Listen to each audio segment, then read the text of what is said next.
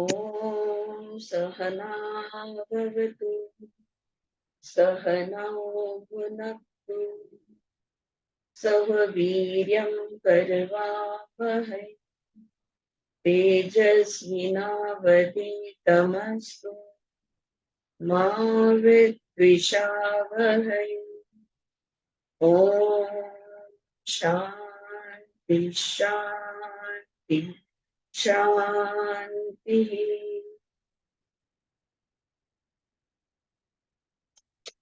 So we are on page number 242, almost at the tail end of the Upanishad.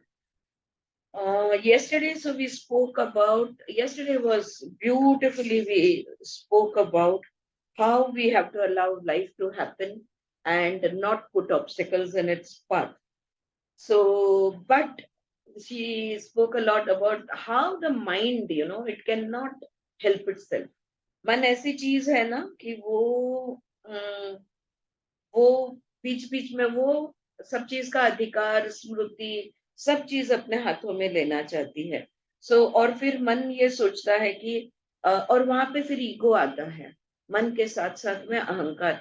और अहंकार कहता है कि मैंने शारीरिक स्तर पे इतना किया है, मैंने मानसिक स्तर पे इतना किया है, भावनिक स्तर पे, बौद्धिक स्तर पे इतना किया है, तो मैं स्पिरिचुअल स्तर पे भी, आध्यात्म स्तर पे भी मैं कुछ ना कुछ करना चाहूंगा।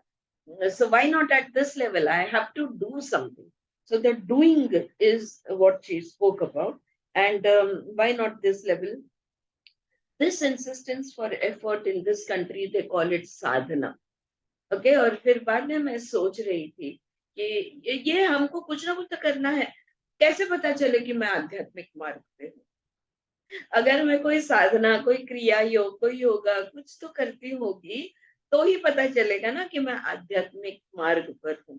बट एग्जैक्टली वही बात ये उपनिषद कह रहा है कि आध्यात्मिक मार्ग पे सहजता से जब होते हैं तो तब कुछ करना जरूरी नहीं होता। लेकिन हम चाहते हैं कि गुरु को कहते हैं, हम गुरु जी कुछ तो मंत्र दे दो, कोई तो तंत्र दे दो, हम उसका यूज करेंगे वगैरह वगैरह। So when we insist on effort, तो हम प्रयत्न करना चाहते हैं। और यहाँ पे वही समझाया जाता है कि कोई प्रयत्न आत्म साक्षात्कार के लिए काम नहीं आता। Alright? And then, so they call it sadhana and they feel that it will be there at the end of the sadhana. और साधना करते करते एक दिन तो मुझे भगवान दिख ही जाएंगे, एक दिन तो मुझे ब्राह्मण दिख ही जाएंगे, आत्म साक्षात्कार हो ही जाएगा। So and then I was thinking, इस पॉइंट पे हम लोग ने डिस्कस किया that so this mantra with which we are going to conclude the morning session brings to our notice the pathos of human life. तो ये last line हमने कल पढ़ी थी कि ये मनुष्य जीवन का ये एक दुख भरी बात है, ये एक ट्रेजेडी है मनुष्य जीवन की, कि उसको लगता है कि भगवान भी प्रयत्न करने से ही मिलेंगे। या तो मैं भक्ति योग करूं या ज्ञान योग करूं या कोई ना कोई योग करूं, राइट? ये उसको लगता है। एंड ये बात पे हमने रुके थे। आफ्टर दैट चिंतन मनन चलते ही रहता है। तो क्या हमने कुछ नहीं करना है? ये सवाल मेरे मन में आया कि क्या कुछ नहीं करना है तो फिर साधना करने में कोई मतलब नहीं है, कोई क्रिया योग नहीं करना है।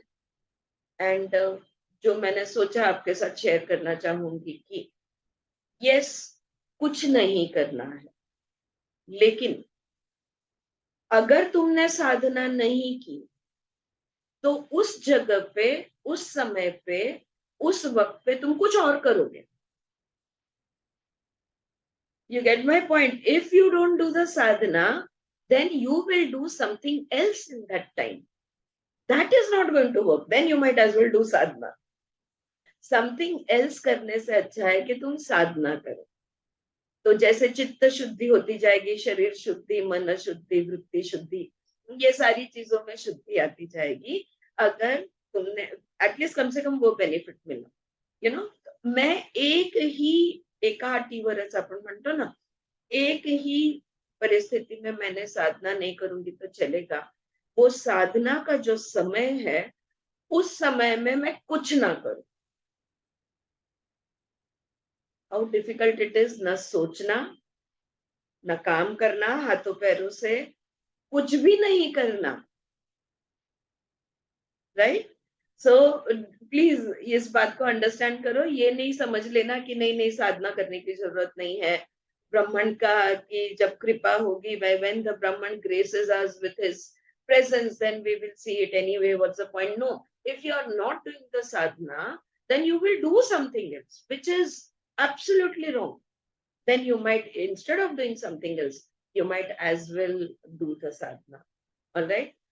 एक ही अट है, अगर तुम साधना नहीं कर रहे हो तो वो जो साधना का तुम्हारा 15 मिनट 1 घंटा जो भी समय है, उस समय में ना तुमने हाथ पैर चलाने हैं, ना तुमने मन को चलाना है, ना तुमने भावनाओं से खेलना, कुछ नहीं करना है।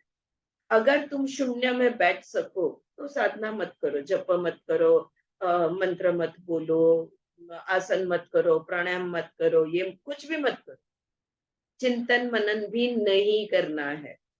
हाँ? वो शून्य अवस्था अगर तुम होल्ड कर सकते हो तो जरूर साधना मत कर। अरे गॉट माई पॉइंट, है ना? मेरी बात समझ में आई? Alright, now mind must realise life is a double movement, ये साइड हेडिंग दिया है। The unconditional total relaxation or the non-movement of the mind, non-movement of the thought somehow does not appeal to us. ऐसा कैसा ना सोचे, है ना? जब हम लोग ने योग सूत्र में ये सीखा था, योगश चित्त वृत्ति निरोधा, यार सोचना बंद करना पड़ेगा, लेकिन प्रयत्न किया, इम्पॉसिबल है। और नए नए थे, मेडिटेशन की भी आदत नहीं थी, ये इम्पॉसिबल है सोचना बंद करना। फिर क्या किया, कोई भी एक विषय को लेके मैंने अपने खुद पे नियम डाल दिया, ये अभी अगले 5 मिनट तुम ये विषय को छोड़ के और कुछ सोचोगी नहीं, तो at least let me get my mind focused, you know. लेकिन कुछ ना कुछ बीच में आ ही जाता था, हाँ, दूसरा कोई थॉट बीच में ये रह गया बताने का, या वो करने का रह गया, कोई ना कोई काम याद आ जाता था, फिर विषय पे आती थी। So gradually with practice I could start doing chintan manan on one topic, you know, one aspect of yoga instead of jumping from here to there. So कुछ ना कुछ तो माइंड को ये करना है, लेकिन बिल्कुल कुछ नहीं करना ये हमारे लिए बहुत मुश्किल है। So we conclude the morning session with the penetrating sharp pathos of the human mind, ancient or modern। फिर वो तब भी जब ऋषि वो साधक से बात कर रहे, गुरु शिष्य का ये जो संवाद हुआ है, तभी भी मन की अवस्था वही थी, आज भी मनुष्य मन की अवस्था वही है। हाँ, वो उनके मन ज्यादा प्योर थे ऐसा कुछ नहीं था, सबके चित्त में वृत्तियां थी, तब भी थी, आज भी है। Which forgets that life has a double moment. क्यों? क्योंकि भूल जाते हैं कि जिंदगी का ये डबल मोमेंट क्या कहना चाहती है, देखते हैं। That life has a which forgets that life has a double moment, that of knowing and being in the state of not knowing, that of doing and being in the state of non-doing, that of relationship and of solitude, that of speech and of silence. Beautiful. I will repeat that statement, but let me just explain it in Hindi. जिंदगी के दो पहलू हैं, ये हम भूल गए हैं। हम ये समझते हैं कि कुछ करना यानी जिंदगी, कुछ जानना यानी जिंदगी, कोई संबंध बनाना यानी जिंदगी, और बातें करना यानी जिंदगी। लेकिन मौन रखना, अकेलेपन में रहना, कुछ न करना, कुछ न जानना, ये भी जिंदगी का एक पहलू है, ये हम भूल गए। Get the point? I'll repeat that. Life has a double moment, that of knowing and being in the state of not knowing, that of doing and being in the state of non-doing, that of a relationship and a solitude, that of speech and silence. Clear? Alright. So ये दूसरे पहलू की तरफ ध्यान ही नहीं देते, हमको एक ही पहलू में हम पड़े हुए हैं कि गतिशीलता बस, लेकिन अचलता भी तो है, उसको हमने हमारे ध्यान में ही नहीं आया है कि वो भी एक स्थिति है, ये एक स्थिति है और वो भी एक स्थिति है। These two dimensions are woven into each other as the darkness of the night and the light of the day are woven together. रात का अंधेरा और दिन का उजाला ये कैसे एक दूसरे से इस तरह से बंधे हुए हैं कि इनको अलग करना नामुमकिन है। उसी तरह से ये दो पहलू जिंदगी के भी बंधे हुए हैं। They are not contradictory to each other. हाँ, हमको लगता है रात और दिन ये दोनों ऑपोजिट्स है, ये कॉन्ट्राडिक्टरी नहीं है एक दूसरे को। They nourish each other. एक है वो दूसरे को समृद्ध करता है। या they nourish each other. So, yes, the darkness of the night nourishes the light of the day. Uh, when you want to see something clearly, you make it completely dark and then you introduce light, and the clarity is so much more at that point. So the darkness of the night, she says here, nourishes the light of the day. वो अंधेरा है तब जाके दिन में उतना उजाला होता है. So with this ingrained inhibition, let us be aware that inhibition and let us be aware of that inhibition and see what the teacher has got to say. What more he has to share with his pupil. A couple of minutes, 2 more minutes, please. Here in this country, I cannot speak about other countries born, brought up, and living in this country. I talk about what happens here. People even take in pride in saying, I have surrendered. You can visit ashrams. I have surrendered. अरे मैंने तो अपने आप को समर्पण कर दिया है. इस वाक्य के पीछे इतना गर्व होता है.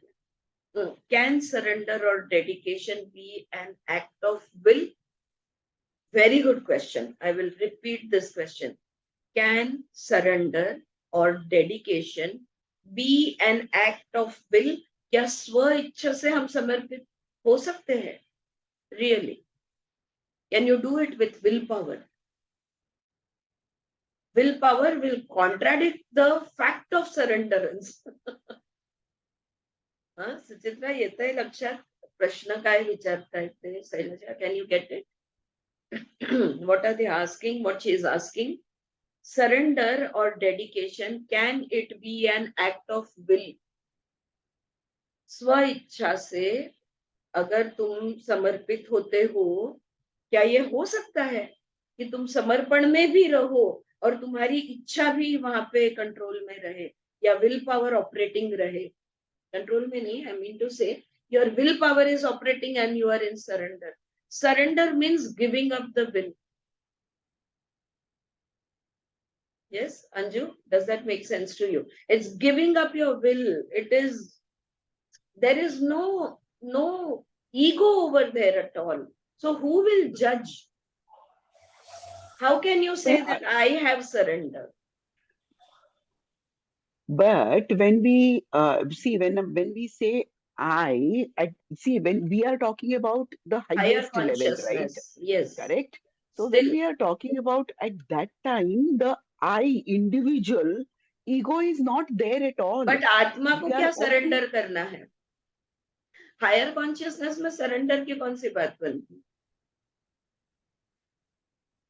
but then ego has to be surrendered, isn't it? Again, if no, the ego has to be surrendered. That is technically, if you say theoretically, we make these statements that ego has to be surrendered. Here, can surrender or dedication be the act of will? हमारी will power से क्या हम surrender कर सकते हैं क्या? I completely agree with it, with her. I'll ask you the further two questions. Can it be the result of some determination, some decision, or will it be the logical, natural consequence when one understands the limitations? Yeah, it's beautifully she's saying over here. Look, अगर हम समर्पण में है, तो जो समर्पित होता है ना, वो मेरी इच्छा से मैं समर्पण में हूं. तो इच्छा शक्ति और समर्पण ये विरोधाभास है. अगर इच्छा शक्ति से तुम कुछ कर रहे हो तो उसमें प्रयत्न है. मेरी इच्छा है इसलिए मैं कर रही हूँ, उसमें ईगो है, उसमें प्रयत्न है, सब कुछ है. जो समर्पित होता है वो जानता भी नहीं कि वो समर्पित है. Okay. He is not even aware that he has given himself up like this, because there's no desire, no willpower, no ego in it at all, no acknowledgement of that surrenderance. So isn't it, so what she's asking, it cannot, मैं decide कर लूं, बस मैंने decide कर लिया, अब मैंने पढ़ ले लिया है, अब मैं डिटरमाइंड हूं कि मैं समर्पित होने वाली हूँ. That cannot be. So what she's saying, it will, or will it be the logical, natural consequence when one understands the limitations? जो भी शरीर की सीमाएं हैं, मन की सीमाएं हैं, बुद्धि की सीमाएं हैं, ये सारी सीमाएं को हमने समझ लिया. जैसे दासबोध में वो कहते हैं कि सगुण को जान लो तो निर्गुण पता चलेगा, सगुण ही नहीं जानते निर्गुण को क्या छुओगे. Right? So when we understand what are the limitations of the mind, then we will stop entertaining the mind. And when the mind is not entertained, it will become quiet. And when it becomes quiet, automatically you will become undisciplined. Right? So it is a consequence, it's a logical, natural consequence when one understands the limitations. Yeah, think about it. If अगर मुद्दा ये आपको न पता हो तो थोड़ा चिंतन मनन कीजिए इस पे. Awareness of the limitations may result in an attitude of surrender. हाँ, ये हो जाता है कि यार समझ गए हम, कि हमने अभ्यास किया, हम समझ गए ये मन क्या है, ये शरीर क्या है, इसकी सीमितता क्या है, लिमिटेशंस क्या है. तो वो सजगता से थोड़ा बहुत हम समर्पित हो जाते हैं. All right, we will say Swami ji, बहुत तुम्हारा अंडस, तुमने जो समझाया हम समझ गए.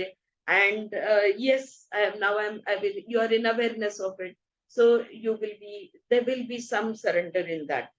Surrender can be an attitude like a prayer, an attitude towards whole life. प्रार्थना कैसे होते हैं? निस्वार्थ, निस्वार्थ मन की बात होती है प्रार्थना, जिसको हम कहते हैं. तो ये जो समर्पण है ना, ये भी जिंदगी को समर्पण, where you are in complete surrender to the life. So there is no resistance, no opposition, no conflict, no argument, no discussion, nothing. बस जिंदगी को तुमने अपना लिया, अब कोई सवाल नहीं है. There's no doubts, no questions. So toward, it's an attitude towards the whole life. But this, I have surrendered, I have renounced. Can renunciation be the movement of the ego? Very good questions being asked over here.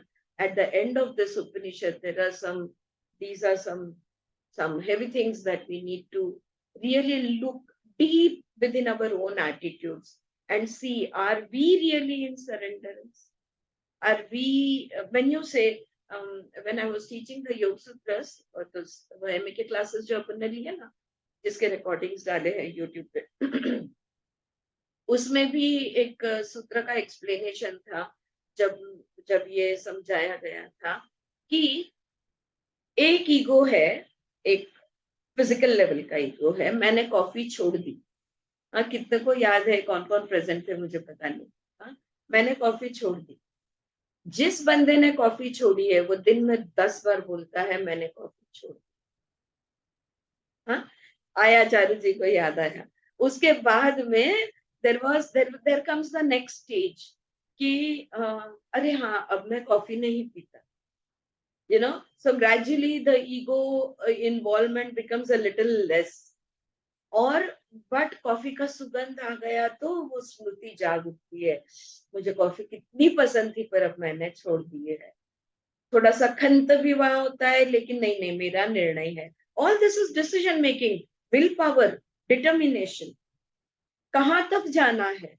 वहां तक जाना है कि coffee का सुगंध आए, सामने coffee पड़ी हो, पर याद भी ना आए कि मेरा और इस कॉफी का कभी कोई नाता था. ये हो गया समर्पण. And there were some stages, I can't remember, recollect the exact sutra when we spoke about this, but very beautifully, it was where I referenced from, there it was beautifully explained. So, so can renunciation be the movement of ego? अरे मैंने संसार छोड़ दिया. सच्चा योगी कभी बोलेगा मैंने संसार छोड़ दिया? क्या कभी तुम संसार छोड़ सकते हो? क्या तुम जिंदगी छोड़ सकते हो? हाँ, संसारी लोगों के बीच में तो हो। तुमने तुम्हारा घर छोड़ दिया होगा, शायद माता पिता को छोड़ दिया होगा, शायद कुटुंब को छोड़ दिया होगा, लेकिन हमारे साथ तो तुम हो, प्रवचन देने यहाँ बैठे हो। कैसे कह सकते हो मैं संसारी नहीं? Are you getting? ये वाले पर्टिकुलर विमला जी की ये बुक में ना, ये सब बातों को सच में समझना है कि some of these gems, she has put in between these books. जैसे और एक सवाल था few days back that we asked, can you ever say something like that I am, ये अभी जैसे बोल रहे कि I am completely renounced। हाँ, मैंने वो बात थी कि मैं अहिंसक हूँ।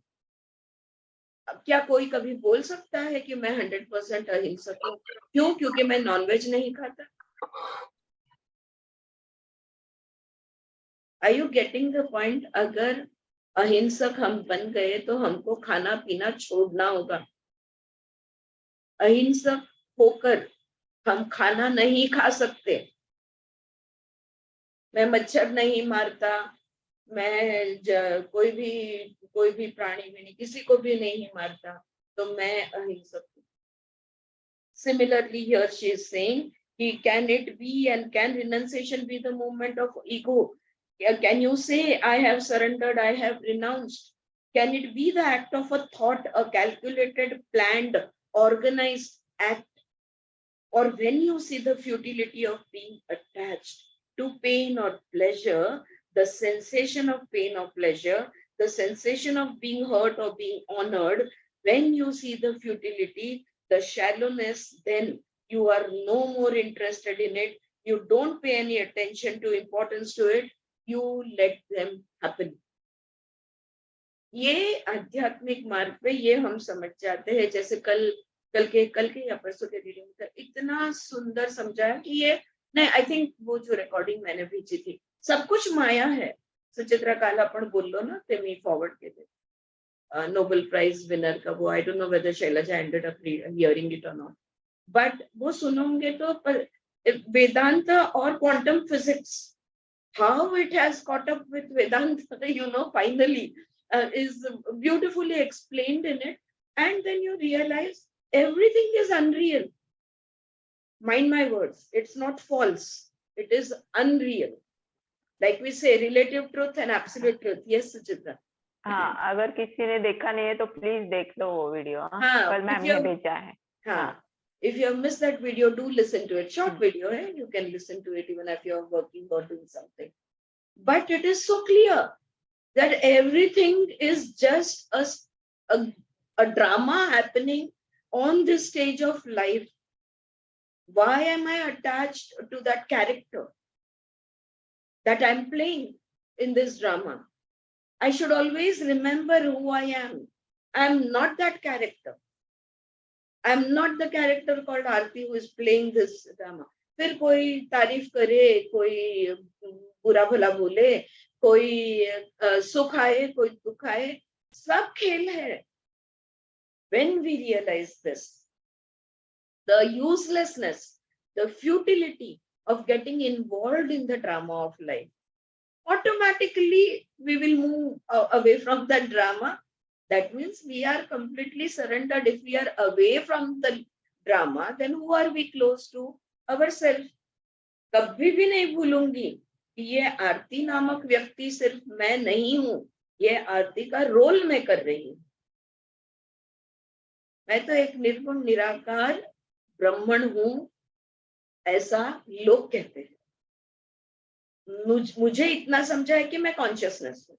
क्यों? क्योंकि मैं जानती थी कि मैं कल थी, मैं जानती थी मैं अभी हूं। So I am consciousness. So I myself, in my personal spiritual journey, I have just reached that point that I know that I am consciousness, which is good enough for me. I'm definitely not a mother and sister and teacher and this and that and that. I am conscious. तो उतना मेरे लिए अभी, for now, that is enough. Right? So that is what she's saying, कि once you understand that it is useless, we will stop paying attention. कोई कुछ बोला, कोई हंसा नहीं हंसा, कोई आया नहीं आया, गया नहीं गया, None of it should make any difference. And you move away from pain and pleasure. सुख दुख से दूर हट जाओ, जो भी होता है होने दो. When then you are no more interested, you don't pay importance to it, you let them happen. किसी को नाचना है नाचो, किसी को रोना है रो, जो करना है वो करो. Right? This is how we become emotionally quiet. लेकिन वो इमोशनल भावनिक शांतता ये बौद्धिक समझ में से आनी चाहिए. हाँ, अगर बौद्धिक understanding intellectually because you have understood something, you have become emotionally non-reactive. Without understanding, when you become emotionally non-reactive, definitely you are suppressing, you're depressing. फर्क आ रहा है ध्यान में मैं जो बोल रही हूँ? Is it clear? Yeah. So no suppression through clear understanding. बेशक ये पॉइंट पे आके हम बहुत शांत हो गए हैं और बेशक हम इमोशनली रिएक्ट नहीं करते, बट फिर भी अगर कभी खून उबल जाए तो 2-4 प्लेटें जरूर तोड़ दें. सोचना मत कि नहीं मैंने ये नहीं करना है क्योंकि मैं अब आध्यात्मिक शांतता में जीती हूँ तो मुझे गुस्सा नहीं. Don't suppress. What you feel you express. Point is feeling ही नहीं है, ना सुख है ना दुख है. और कहीं भी किसी ने तारीफ कर दी तो इट्स ओके, उतना कोई फर्क नहीं पड़ता. किसी ने कुछ बुरा बोल दिया तो भी उतना ही फर्क नहीं पड़ता. दोनों बातों से फर्क नहीं पड़ता. So then you are in samatva. So that's what she's saying here. So you walk through the corridor of pain and pleasure with the majesty of a person who is not concerned of this but lives through them. जैसे कि एक मार्ग है और मार्ग में एक तरफ सुख है एक तरफ दुख है और तुम राजा की तरह चले जाओ, दोनों को ध्यान मत दो. हाँ, बिल्कुल शान से चलो. That is what she is explaining here. That you walk through the corridor of pain and pleasure with the majesty of person who is not concerned of this but lives through them. अपनी चाल चलते रहो. Pain can cause tears and pleasure can cause smiles. Without inhibiting either, the person lives. कुछ को भी नहीं रोकना है, ना अश्रु को रोकना है ना मुस्कुराहट को रोकनी है. हाँ, कोई सप्रेशन नहीं होगा, लेकिन बस शान से अपना जिंदगी जीते रहो. Renunciation is the maturity of an approach to life. Underline करने वाला सेंटेंस है. Renunciation, समर्पण, is the या संन्यास जिसको हम कहते हैं, it is the maturity of an approach to life.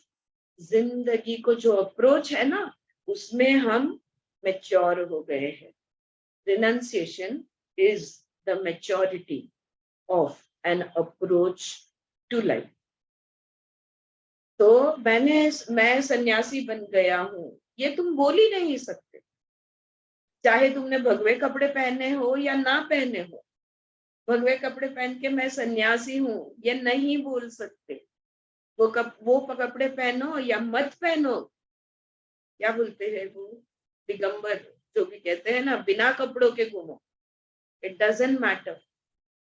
That doesn't define your surrender, your renunciation. What defines your renunciation then? The approach, you have become mature in your approach to life. Finally बात समझ में आ गई है. सुख दुख के झूले में झूलने में कोई मतलब नहीं है. तुम उस झूले से उतर गए हो, यानी तुम मैच्योर हो गए, बड़े हो गए. Surrender is an attitude of humility. प्रचंड विनम्रता जब हमारे कण कण में आ जाती है, अपने आप समर्पण उसका परिणाम है. विनम्र होने का परिणाम समर्पण है, ये मैं कहूंगी. Surrender is an attitude of humility due to the realization of our limitations, which are our glory and also our limitation. क्या इच्छा शक्ति, कल्पना शक्ति, स्मरण शक्ति, शारीरिक स्नायुओं की शक्ति, इंद्रियों की शक्ति, ये शक्तियां क्या कम है? कितनी पावरफुल है ये चीजें. कितनी भी पावरफुल होने दो फिर भी वो सीमित है, तो उसके पावर को भी जानना और उसके सीमाओं को भी जानना. That will mature us up. Knowing the power of all the energies that contain I hold within myself, knowing that power, and at the same time also acknowledging and being aware of how limited they are. I know people who are proud of their vocabulary, वाक वाचा. किताब में हमने इस बहुत वाक और वाचा के कि भाई इतने उनको शब्द आते हैं और इतना वो अच्छा बोल सकते हैं. क्या बोलते हैं वो तो सुनो, राइट? उस सब शब्दों को की भी सीमाएं हैं. शब्दों के सीमाओं के बीच में तुम एनर्जी को नहीं बिठा सकते. तुम energy in the sense consciousness जो ब्रह्म है, पर ब्रह्म, ब्रह्म आत्मा, ये उसको इस सीमा में शब्द में नहीं तुम बांध सकते. कम पड़ रहा है, इतना ताकतवर है शब्द. Power of the pen we say ना. There is so much power in words. एक शब्द बोला गया हो, सामने वाला जल के खाक हो जाएगा, literally or figuratively. Take it as you want. If you are a rishi, literally.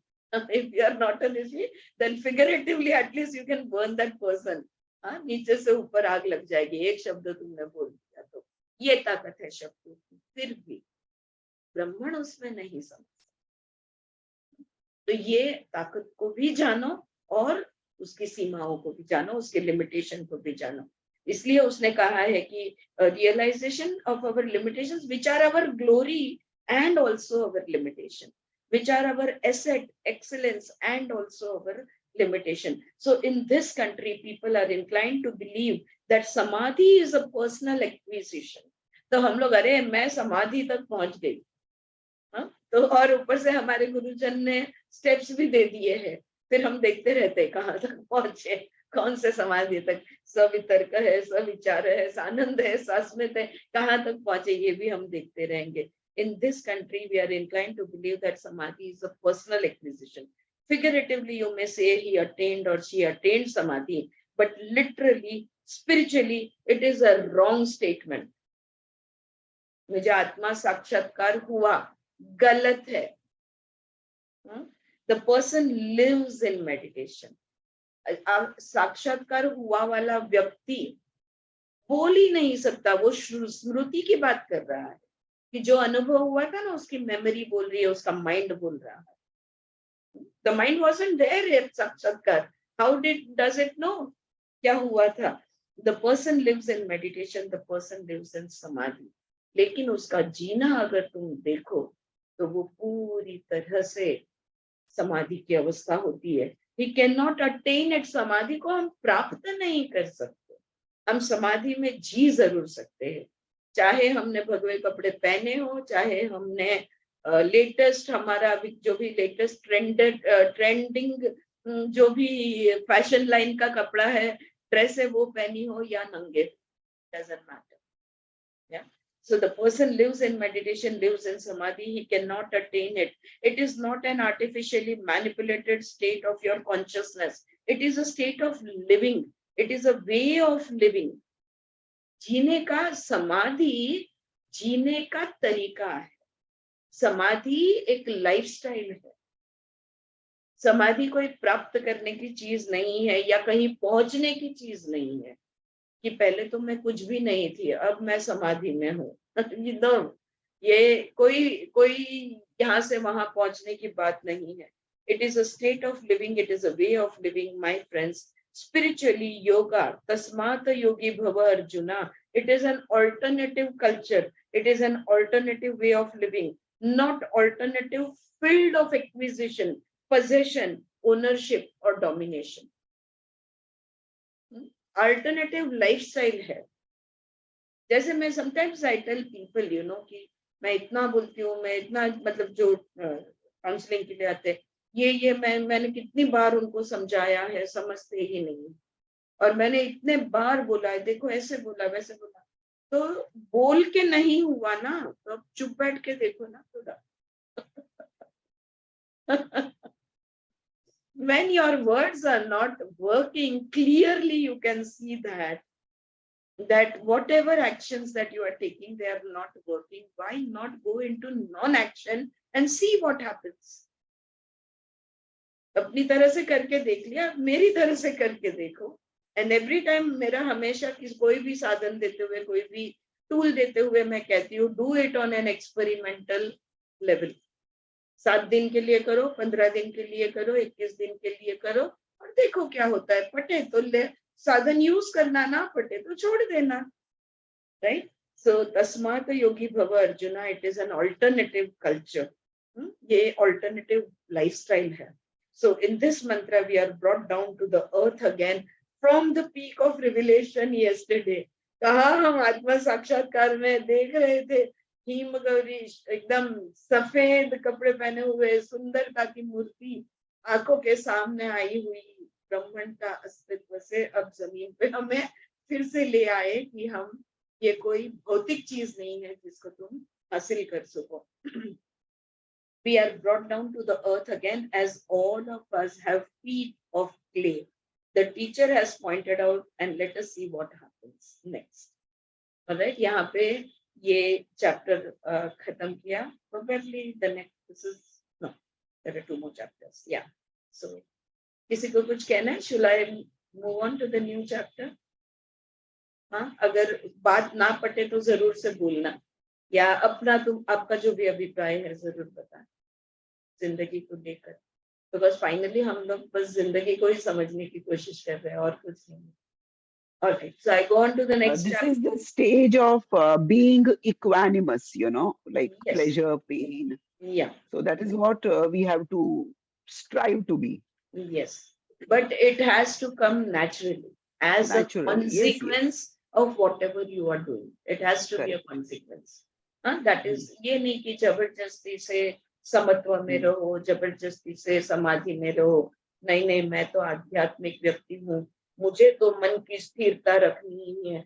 जबरदस्ती नहीं, it has to be काम नहीं, it has to be natural. Yes.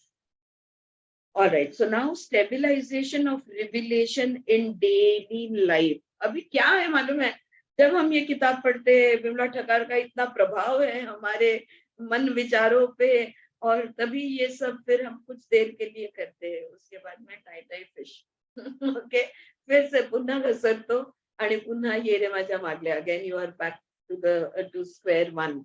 So how to stabilise this? अगर ब्रह्मांड समझ में आ गए हैं, जीना कैसा ये समझ में आ गया है, कि लाइफस्टाइल कैसे होनी चाहिए ये समझ में आ गए, तो यहाँ पे स्थिरता किस तरह से लाई जाए, that is the heading of the chapter, the Upanishads a global human heritage. With your cooperation, we have arrived at the end of the Keno Upanishad. Those who have studied with me Ishavasya and Chandogya might be aware that we have been studying the Upanishads for the sake of penetrating into the secrets of Yoga Shastra. Brahma Vidyayam Yoga Astre. Yoga Shastra, the science of yoga, all its branches and affiliated sciences are rooted in Brahma Vidya. तो जो भी योग के जो भी अलग अलग मार्ग है, ये इन सब का आधार ब्रह्म सूत्र है, ब्रह्म विद्या है. The knowledge and understanding of the ब्रह्म. ब्रह्म विद्या क्या होगी? जो ब्रह्म का विद्या देती है वो ब्रह्म विद्या होती है, right. So the knowledge and understanding of the Brahman, ये ब्रह्मन का ज्ञान, उसके अस्तित्व का एहसास और उसकी समझ. The code word for divinity and the Upanishads communicate the knowledge about the Brahman in a very scientific way. Therefore, we started studying the Upanishad. You might have noticed that I have not interpreted the Upanishads as a Hindu. मैं हिंदू हूँ इसलिए उपनिषद समझाती हूँ, बिल्कुल नहीं. There are Hindu monks and sannyasis, Hindu philosophers who have carved out of the Upanishads Hindu interpretation. तो इसको एक धर्म की छटा देने की लोगों को ने कोशिश की है, लेकिन मेरे लिए, to me, the Vedas, the Upanishads and the Shatdarshan, the 6 systems of Indian philosophy came into existence much before Hinduism was developed as an organized, institutionalized religion. आज भी हम कहते हैं कि हम हिंदू कोई धर्म नहीं है, हिंदू एक जीने की का तरीका है, इट्स अ कल्चर, एक संस्कृति है. हिंदू कोई धर्म नहीं है, एक संस्कृति है. और ये संस्कृति तैयार होने से पहले से, मतलब ये धर्म, हिंदू धर्म में ये कहा है, हिंदू धर्म में वो कहा है, धर्म की चौकट में हिंदू को डालने से पहले, हजारों साल पहले उपनिषद वेद लिखे गए थे. The rishis are not Hindus. Hindu धर्म मानने वाले हिंदू नहीं है. This proclamation of mind disturbs many a Hindu in India. और जब मैं कहती हूँ तो मेरे देश में लोग बहुत नाराज होते हैं. Stabilisation of revelation in daily life. चलो आज का ये मुद्दे की तरफ जाते हैं. So I have looked upon the Vedic text, the Upanishad as well as the 6 systems of Indian philosophy, Sankhya, Yoga, Nyaya, Vaisheshik, Mimamsa, Vedanta as the cultural heritage of the whole humanity. वेद उपनिषद का अभ्यास किया, दर्शन का अभ्यास किया, और मेरे ध्यान में आया है ये मनुष्य जाति के लिए, पूरी दुनिया के मनुष्य जाति के लिए ये ये दर्शन शास्त्र और ज्ञान दिया गया है. Of course, they are written in Sanskrit language. They have an Indian atmosphere about them because the language is born of a culture, but the content of the Upanishad is universal. भाषा संस्कृत है क्योंकि दुनिया के ये संस्कृति में वो समझाया गया, तो इसलिए संस्कृत है. लेकिन वरना उपनिषद ये पूरे दुनिया के लिए है. We have been studying it to explore the universal content of the Upanishad, which would become a global human heritage. You are aware of the inventions in the field of science and technology. The inventions may take place in some country, in some language, but they become the heritage of the global human family. Internet को ही देख लो, है ना, उसका जन्म कहीं भी हुआ हो, किसी ने भी किया हो, लेकिन it belongs to the whole world. तो ये पूरे मनुष्य प्रजाति के लिए ये है. You may say H2O equal to water in any of the languages, but the truth is that equation has universal verification, and I dare say that the universal contents of the Upanishads can be verified by anyone in any part of the world, provided the meaning is not interpreted with the entanglement of mythology or Hinduism, the Hindu religion. अगर धर्म के साथ इसका म्हणजे आपण म्हणतो ना गल्लत करू नये, तो धर्म के साथ अगर तुम गड़बड़ नहीं करते हो ना, तो ये जो उपनिषद में जो ज्ञान दिया गया है, ये दुनिया के किसी भी कोने में कोई भी इसका प्रयोग, इसको समझ सकता है, इसका प्रयोग कर सकता है, अपना सकता है, जिंदगी अपनी उस तरह से बना सकता है. You and I meet here as members of global human family with a planetary consciousness and a cosmic awareness. Those of you who are neither acquainted with the science of yoga or acquainted with the Upanishadic terminology may have found the classes, the dialogues extremely difficult. I appreciate the difficulty, and yet we have been studying together to explore the universal contents of Upanishads written in the ancient India or Norway in Sanskrit language. This is a big controversy where the Vedas are written in India or in Norway, and the great Indian leader Lokmanya Tilak, Bal Gangadhar Tilak from Maharashtra, was the first one to mention the controversy. The Arctic home in the Vedas, Orion, these 2 volumes written by Mr. Tilak indicate that according to him, Vedas were written in the region near the North Cape. Well, with this clarification, let us just proceed to the mantras. तो यहाँ पे उन्होंने बस उनको एक बात clear कर देनी थी कि अभी वहाँ पे सारे दुनिया के अलग अलग राज्य से आए हुए लोग हैं, अलग अलग शहरों से हैं, तो वही उसने यहाँ पे समझाया कि जिनको बैकग्राउंड नहीं है, संस्कृति भारतीय जिनकी नहीं है, शायद उनको समझना थोड़ा मुश्किल हुआ होगा, लेकिन मुश्किल हुआ फिर भी बैठ के अभ्यास तो हमने साथ में किया ही किया. बाकी ठीक है. I will just move on to the mantra. Revelation stabilizes through tapas. Okay. Where did everybody go? Suchitra, Anju, guys, come back. We are starting with the mantras here. So revelation stabilizes through tapas. वो जो ब्रह्म ज्ञान हुआ है, वो जो आत्मा साक्षात्कार हुआ है, वो जो ब्रह्म के अस्तित्व के, carry on Anju, it's fine, just I want to I just want a few of you to keep your videos on. That's it. Yeah, Yeah, sorry, yeah. I'm just making tea because I have my Do. pranayam classes. Yeah, That's yeah. why. Sure, sure. Carry on. No problem. As far as I can just feel your presence. Yeah. So,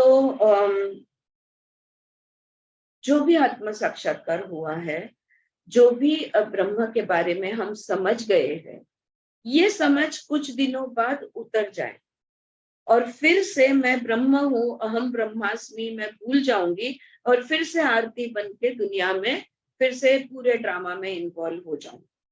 अगर ये नहीं होना है, अगर उस साक्षात्कार या ब्रह्म का अस्तित्व जिसको मैंने, even if it is intellectual, जिसको मैंने मान्य किया है, अगर उसके साथ मुझे बने रहना है तो मुझे तप करना होगा। तप करेंगे तो उसके साथ बन रह पाएंगे। तो अगला सूत्र 4.8, तस्यो तपोदमः कर्मेति प्रतिष्ठा वेदाः सर्वाग्नि सत्यमाय तनम। सो तस्य तपोदम कर्मेति प्रतिष्ठ वेदः सर्वांगाणि सत्यमाय तनम। तस्य ऑफ द ब्रह्मण, ऑफ द डिविनिटी। तस्य यानी क्या? वो ब्रह्मण, वो देवत्व। प्रतिष्ठा, उसको अगर प्रतिष्ठापित करना है तो, उसको स्टेबिलाइज करना है तो, सो तस्य प्रतिष्ठा, the revelation of the Brahman, the revelation of the secret truth of life gets stabilized in the person where it has occurred, provided the person lives tapa, dhamma, karma. These are very interesting terms from our philosophies, Indian philosophy. Dhamma, tapa, dhamma and karma. ये तीन चीजों पे उसको स्थिर करना होगा. You might have noticed the word pratishtha has been translated and interpreted by most of the commentators as the legs of the Brahma and Vedas are the limbs of the Brahma, etc. तो बाकी जो भाष्यकार है उन्होंने क्या कहा है कि प्रतिष्ठा यानी ब्रह्म जो है ये पैर है और वेद उसके अंग है. That seems to me rather immature interpretation of the mantra. Pratishtha is stabilization. Tishta literally does tishta, यानी tishta इस शब्द का मतलब होता है खड़ा रहना. Yes, to stand. Pratishtha in a special way, but that is a figurative way. तो अगर ब्राह्मण को स्थापित करना है, अगर आपको ब्राह्मण को, तो तप, दम, कर्म, इन चीजों को ध्यान देना होगा. All the Upanishads are poetic dialogues. They have the format of a poetic dialogue between the teacher and the student. So because there is the root tishtha, the word pratishtha need not be interpreted as the legs of the Brahman or Vedas are the limbs of the Brahman. That would be stretching the root meaning too far. It is a poetic diction requiring decoding of the words containing the figurative description. काव्य है ना, तो काव्य को तो हमें समझना होगा कि काव्य कैसे होता है. ये फिगरेटिव है, उदाहरण से बात करता है. So the stabilization of the revelation takes place in the life of a person when there is tapa. The word tapa is generally interpreted as austerity. It seems to me that the word tapa is a phenomena. It indicates a phenomena which takes place simultaneously on the level of brain, mind and senses and sense organs. जब हम कहते हैं ना कि तप करो, तो हमको लगता है कि कुछ करना है, यानी एक टांग पे खड़े होना है या ये 1.25 लाख जप करना है, तो हमको लगता है कि ये होता है तप. लेकिन नहीं, तप जो है ये कायिक, मानसिक, वाचिक अवस्था बनना जरूरी है. It has to be that state. It has to happen at the level of brain and mind and senses and sense organs. Tapa indicates the unity of the movement of the brain, the mind and the senses. हमारे इंद्रिया, हमारा brain जो है और हमारा मन जो है, ये जब एक लेवल पे आता है, एक मत होता है, एक जुट होता है, एक साथ होता है, तब जाके तप बनता है. तो मतलब अगर आंख कान ये जो इंद्रिय है तो उनकी शक्तियां हर एक चीज तप में होनी चाहिए. If we watch our daily living, we might notice that we never live as united whole beings, right?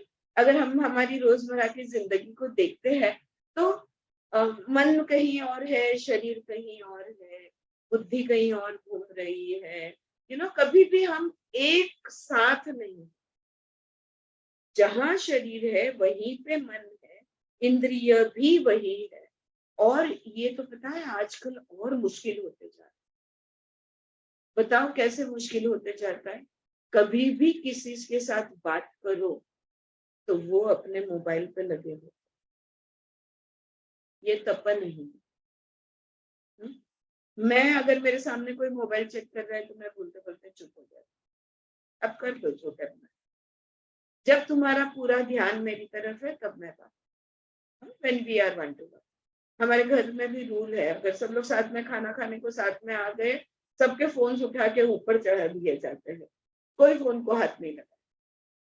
One to one होता ही नहीं.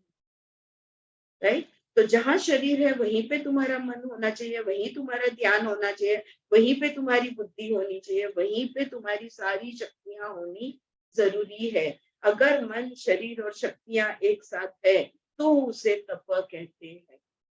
क्लियर.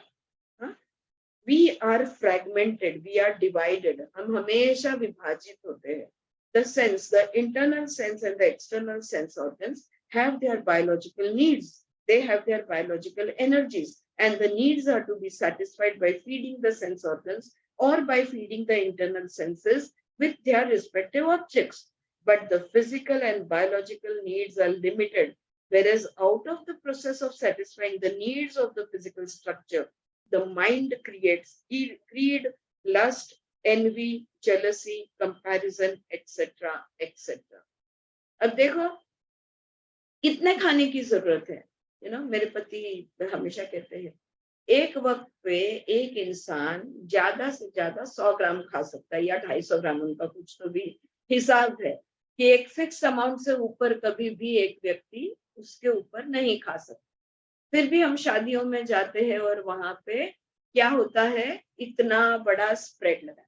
भूख मिटाने को 100 ग्राम कुछ भी ले लो, 100 ग्राम काफी. लेकिन मन क्या करता है, मोह तैयार करता है, माया तैयार करता है, भूख तैयार करता है. वो आर्टिफिशियल भूख है.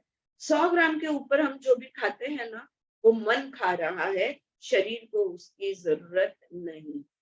The body doesn't need it. The mind is feeding itself. All right, which creates, फिर उसमें से मोह और ये जो भी कुछ चाहिए ये जो तैयार होता है, षड्रिपु जिसको हम कहते हैं ना, वो सब उसमें से तैयार हो जाए. Lust and envy, jealousy, comparison, फिर मैंने इतना तूने उतना, सब कुछ यहाँ से चालू हो जाता है. The greed and the lust of mind can never be satisfied. It is insatiable. शरीर को 100 ग्राम दे दो, उसकी भूख मिट गई. मन की भूख कभी मिट नहीं सकती. ठूसा ठूस भर दे, मुंह से बाहर आ रहा है, फिर भी मन उपाशी बनता है, अपन भूखा रह सकता है. The needs can be satisfied because they are based in the biological structure. They are limited. अरे हमारे पेट का भी कुछ कैपेसिटी है, वो कैपेसिटी के ऊपर पेट पे भी कुछ डाल नहीं सकते. Right. So they are limited, but the mind creates unlimited wants. मैं ये जब भी कभी न्यूज पे या घर में चर्चा होती, बोलते हैं अभी हमारे यहाँ कुंभ मेला फिर से हो रहा है, कुछ तो भी 300 समथिंग कोटि रुपए, करोड़ ऑफ रुपए अलॉट कर दिया है ये सिटी के डेवलपमेंट और ब्यूटिफिकेशन. उतने कोटि रुपए में तो शायद नासिक के सारे रास्ते सोने के बन जाए. आप सोने का, यू कैन मेक gold के roads in the amount of money that has been allotted, and it was allotted 12 years back. तब क्या हुआ हमने देखा. तो भूख जो है ये कभी ना मिटने वाली चीज है. मैं कभी कभी सोचती हूँ इतने करोड़ ऑफ रुपए लोगों के पास आ गए, 4-5 पीढ़ियों की के लिए को भी कम पड़े, मतलब उनको भी कुछ काम न करे तो भी उनके पास धन दौलत उतनी हो गई, फिर भी और क्यों चाहिए इनको. है ना, कभी ना मिटने वाली ये भूख है। ऐसा नहीं है कि भाई चलो मुझे खुद की सिक्योरिटी मैंने कर दी, मेरे ओल्ड एज की, हमारे यहाँ तो गवर्नमेंट हमें कुछ वो अभी थोड़ी थोड़ी सुविधाएं टिकट्स में वगैरह मिलने लगी है, बट ओल्ड एज के लिए हमारे यहाँ कहीं कोई फंड नहीं होता, तो पेंशन अगर नहीं है तो तुम भूखे मरोगे, राइट। तो तुम खुद के लिए कुछ सिक्योरिटी बना दो, मैं समझ सकती हूँ। अच्छा चलो खुद के बच्चों के लिए भी बना दो, वो भी मैं समझ सकती हूँ। उनके बच्चे जो अभी आए भी नहीं, उनके लिए क्या बना के रख रहे हैं? हाँ? ये भूख है। तो you may the body has the needs and the mind creates wants. You may feel the appetite, you may feel hungry, and you feed the body. How you feed it, with what you feed it, how much quantity, what quality, how many intakes throughout the 24 hours depends upon either a scientific approach to the phenomena of appetite, which is something very sacred.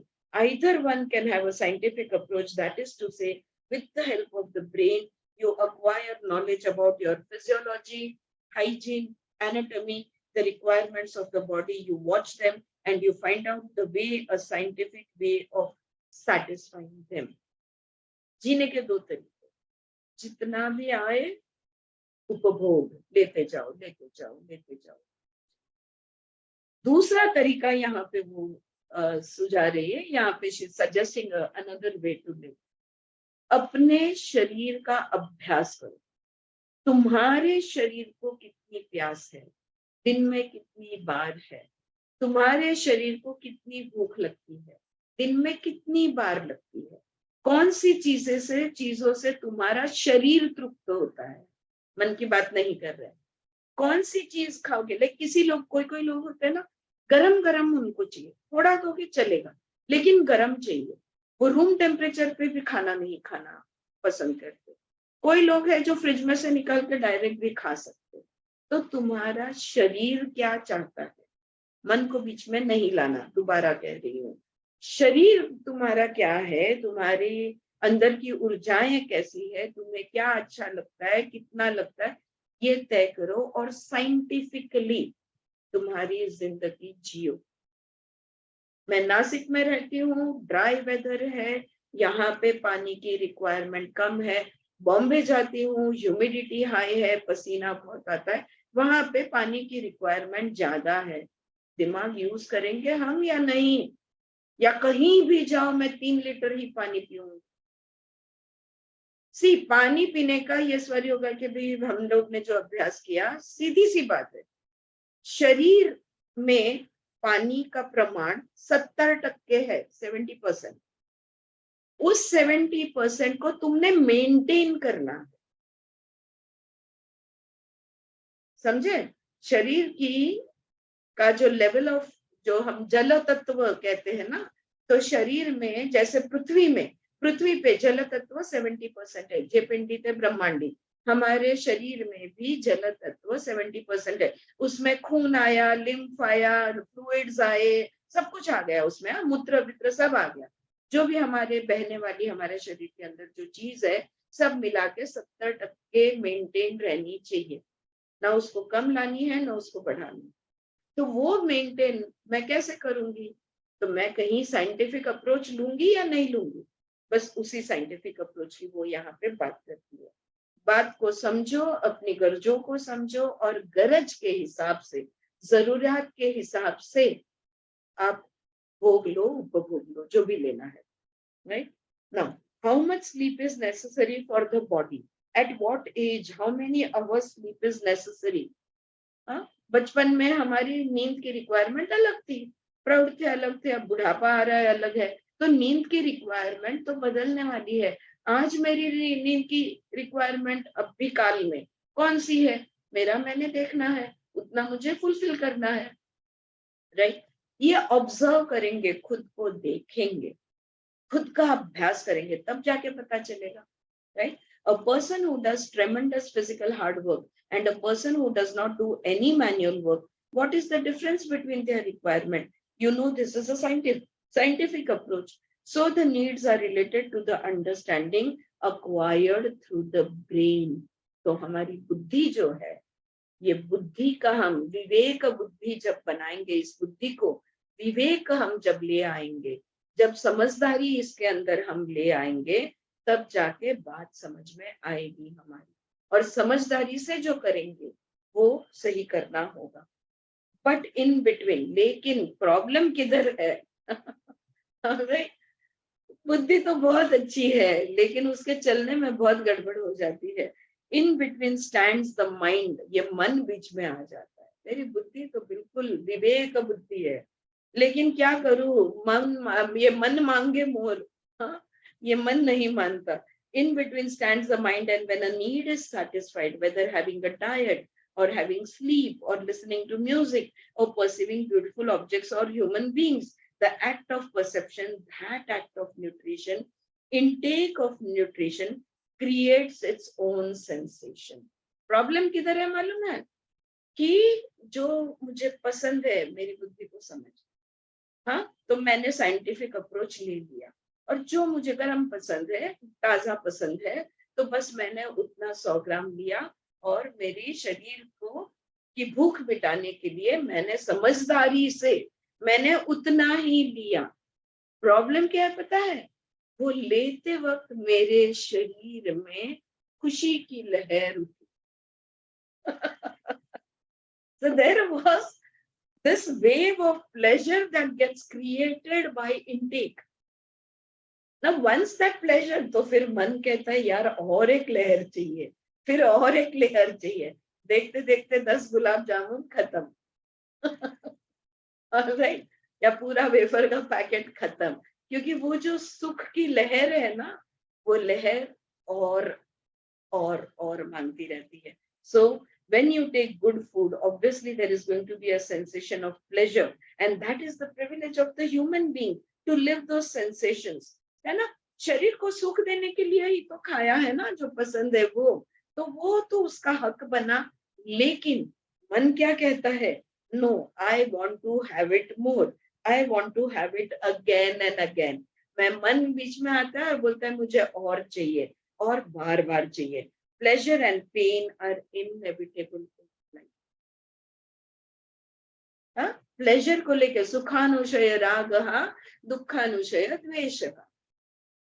तो जो सुख की चीजें हैं और चाहिए, जो दुख की चीजें हैं नहीं चाहिए। बस ये खींचातानी मन की जो है ये जिंदगी बनकर रह जाती है। The agreeable sensation is called pleasure, disagreeable sensation is called pain. अनुकूल समवेदनम सुखम, प्रतिकूल समवेदनम दुखम. So it is a physical beauty, the interaction between your organism and the objects, the relationship, it generates sensation. देखो कितना सुंदर ये नाता है। वो गरम गरम एक वाटी, एक कटोरी अगर मैं गरम गरम दाल भात ले लूं या पराठा ले लूं, और मेरा शरीर जिसके अंदर भूख लगी है, तो ये मेरे शरीर की भूख और उस अन्न का इतना सुंदर नाता है। ऐसा सुंदर नाता है कि उससे एक खुशी की लहर तैयार हो जाती है। It's such a beautiful relationship. It gives you pleasure और pain, and the mind now creates exclusive directions. लेकिन मन कहता है नहीं, इतने से नहीं होगा और चाहिए। या तो दुख है तो बोलेगा नहीं मुझे बिल्कुल नहीं चाहिए। हर कोई चाहता है कि मुझे जिंदगी में कभी दुख ही ना मिले। Is it possible? ये हो सकता है क्या? कोई कभी ना मरे, कोई कभी बीमार ना हो, मैं तो ना चाहूं दूसरे भी ना हो। It wants repeated pleasure, it wants more pleasure. मन नहीं भरता, शरीर भर जाता है।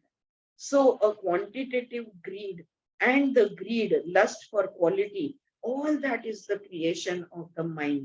तो ये जो भूख है, ये मोह है, ये सब जो है लोभ है, ये सब मन का खेल है और मन की ये जरूरत है। And therefore our provision of the needs of the physical level does not remain scientific. फिर हम scientifically जिंदगी कैसे जिएंगे?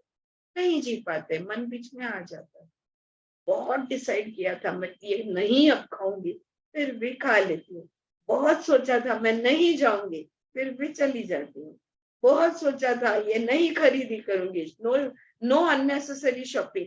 लोग डिसाइड करके जाते हैं पता है इस बार बिग बाजार में मैं या जो भी कुछ बाजार रहेंगे मैं शॉपिंग के लिए मैंने मॉल में जाना ही बंद कर दिया है। जो भी वो बात अलग है, लेकिन जो भी वो चीजें हैं मैं 3 चीजों की लिस्ट लेके गई हूँ, मैं बस ये 3 चीज लेके आऊंगी। मुझे एक जन वो बिल्डिंग की लाइन पे दिखा दो जो 3 चीजें तय लेके गया करके गया था और सिर्फ 3 चीजें लेके वापस आया, है ना।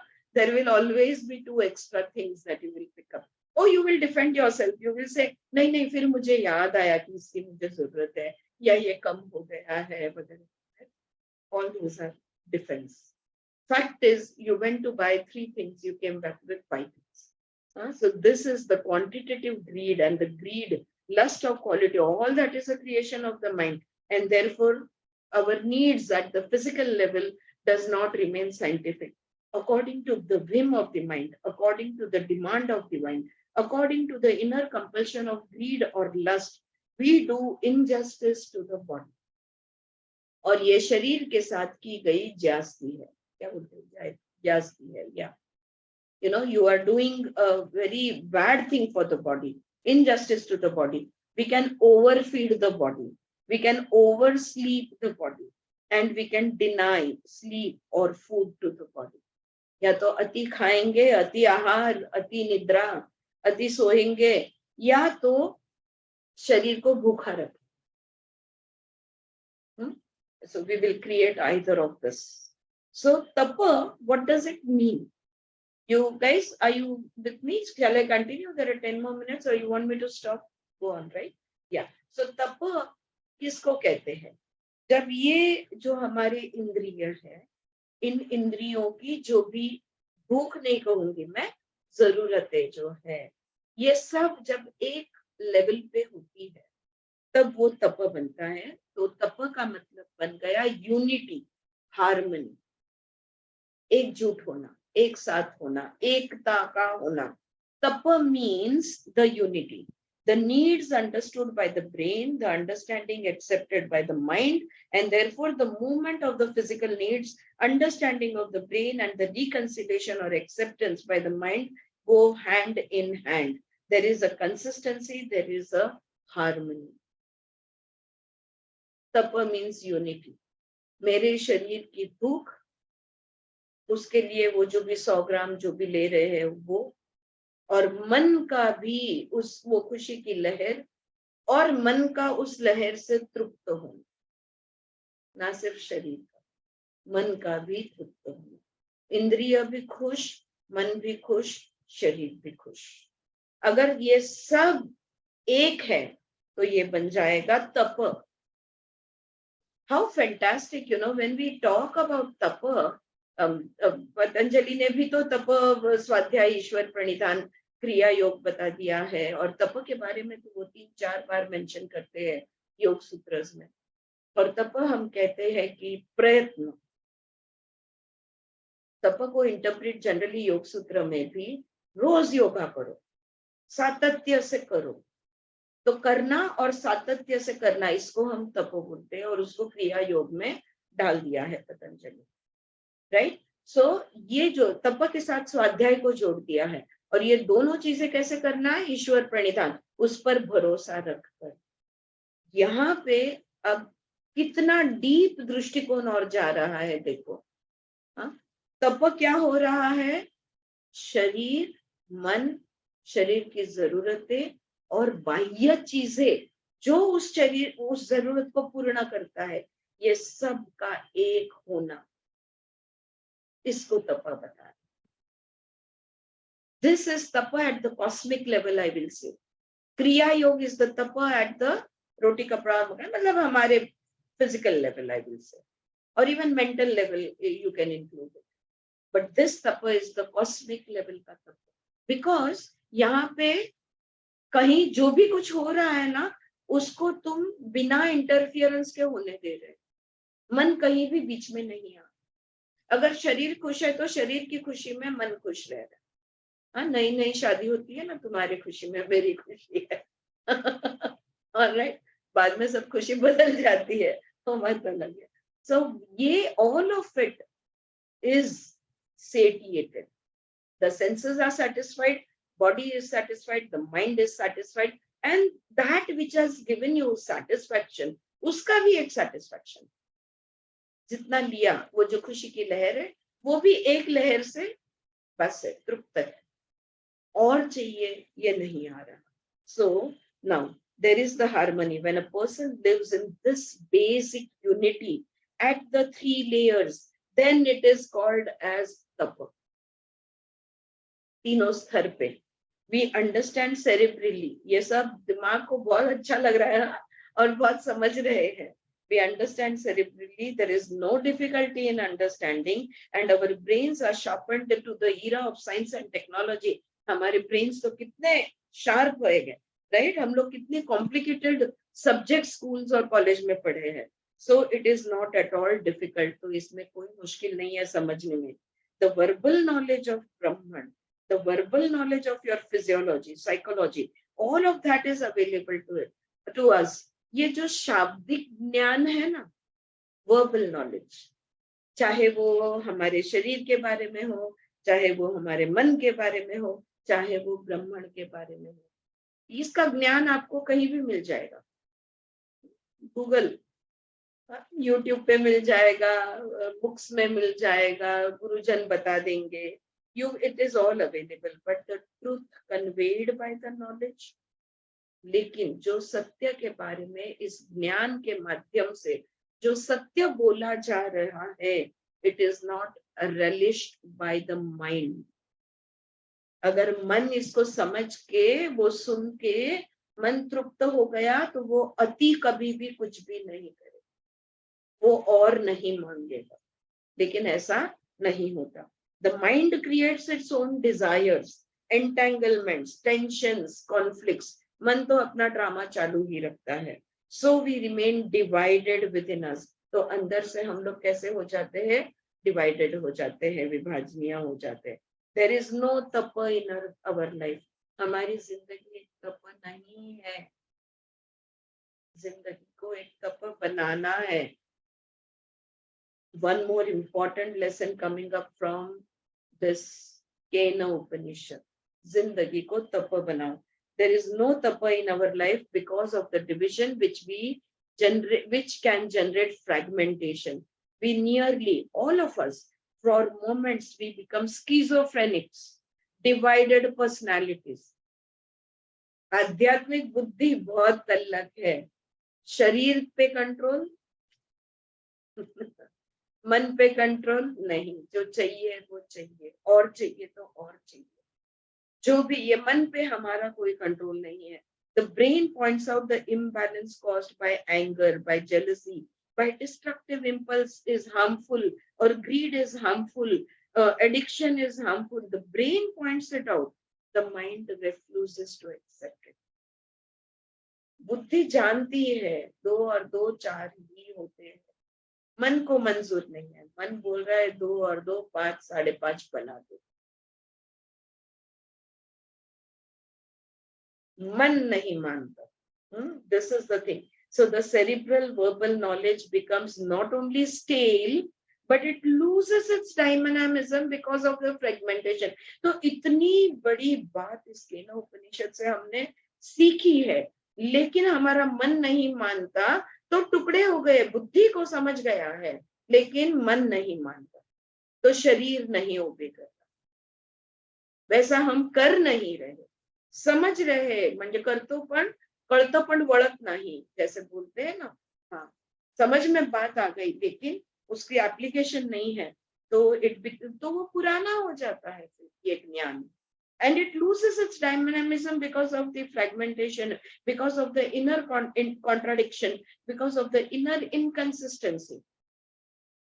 बस मैंने छोड़ दिया. अब कैफीन शरीर के लिए बुरा है, मैं कॉफी नहीं पीऊंगी. 1 साल तक मैंने छोड़ा हुआ था. ऐसे बड़े शान से लोग मुझे कहते हैं कि 1 साल तक मैंने छोड़ा हुआ था, फिर पकड़ लिया.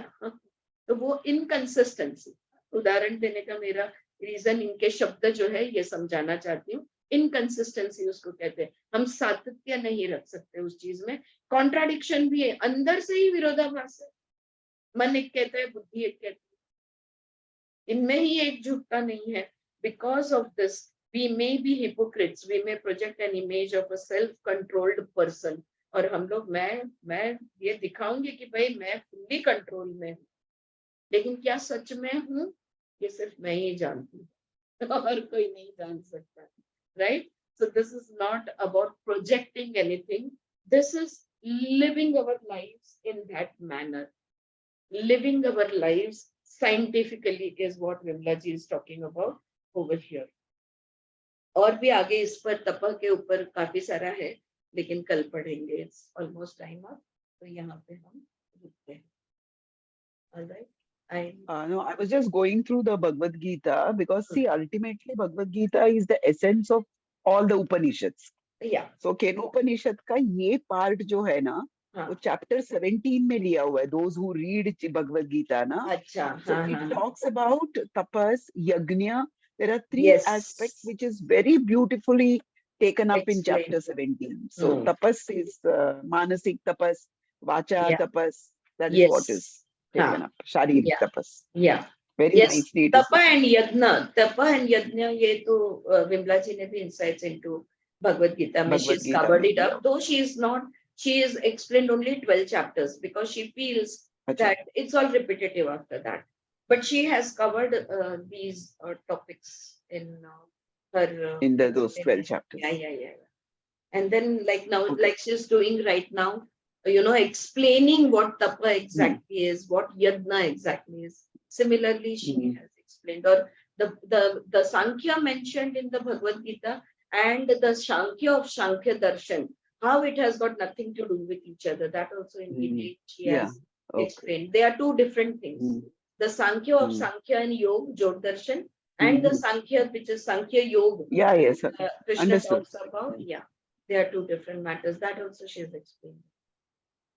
No, here it is so beautifully given, like what is the nature and purpose of tapas? See, tapas, as you said, usually we take it as austerity. Right. Gurudev writes, tapas is not merely a life of brutal self-denial.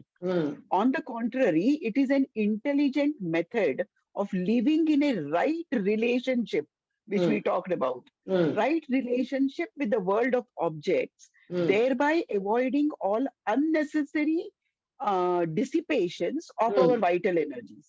Correct. The energies that are so economized and conserved are thereafter to be directed and employed in creative fields. So very nicely this is given about tapas, Yes, nice. Explain the importance of speech, that is satyam, priyam, hitam.